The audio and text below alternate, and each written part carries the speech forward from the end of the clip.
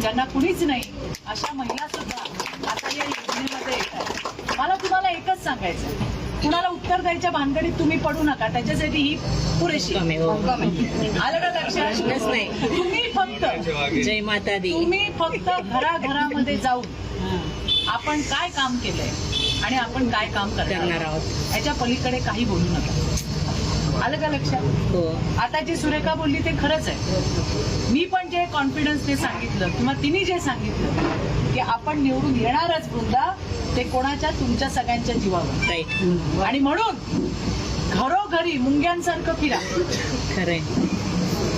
आणि मी तर नेहमी सगळ्यांना सांगते, बाबांच्या नादी लागूच नका, Right. बाईच्या नादी लागा.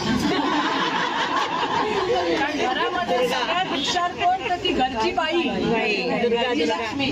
तिलाच बरोबर माहिती असतं आपल्या संसारासाठी चांगलं काय आणि वाईट काय. बरोबर. जरी नवरा नेता असला तर तो घराच्या बाहेरचा नेता आहे, घरातला नेता आपण आहे. त्यामुळे एक बाई आपण फोकस ठेवला, ती आपल्याकडे आली तर मैत्रिणींनो अख्खं घरदार आपल्याकडे येतं. आपल्याला कोणाला फसवायची आपली मनीषा नाहीये.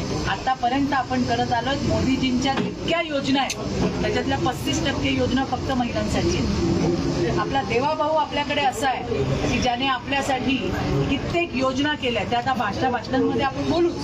पण मला तुम्हाला हेच सांगायचं, कोणाला उत्तर द्यायच्या भानगडीत तुम्ही करू नका. आपली सुरेखा एकच आहे, एकदम भक्कम, ती सगळ्यांना उत्तरं देईल. आपलं काम आहे घराघरात जाऊन प्रचार आणि प्रसार करणं, काम करणं. आलं का लक्षात? मी सगळ्या बायकांना सांगते, खा कुणाचं पण बटन, पण दाबा कमळाचं बटन. लक्षात आलं का? खायचंच नाही, खायचं नाही, घ्यायचं नाही. अरे बाबा, पार्ट्या चालू होतात. सुरू झाल्या. नवरे आपल्याला सांगतात आज स्वयंपाक करू नको, म्हणजे समजून जायचं आज पार्टी आहे. आल्यावर त्याला कानामध्ये सांगायचं कोणाचं पण मटण खा बाबा, पण दाब कमळाचंच बटन. आणि हे 2 तारखेपर्यंत रोज बायांनी बोलायचं. लक्षात आलं का? अशा पद्धतीने चांगला प्रचार करा. विजय आपलाच आहे हे तुम्हाला माहिती. आतापर्यंत म्हणजे कालपर्यंत 100 नगरसेवक बिनविरोध, 3 नगराध्यक्ष बिनविरोध निवडून आले. हे काय आहे? जनतेचा विश्वास आणि प्रेम. चांगलं. त्यांना माहिती आहे की जर आपल्या शहराचा विकास कोण करू शकेल त्याचं नाव भारतीय जनता पार्टी आहे.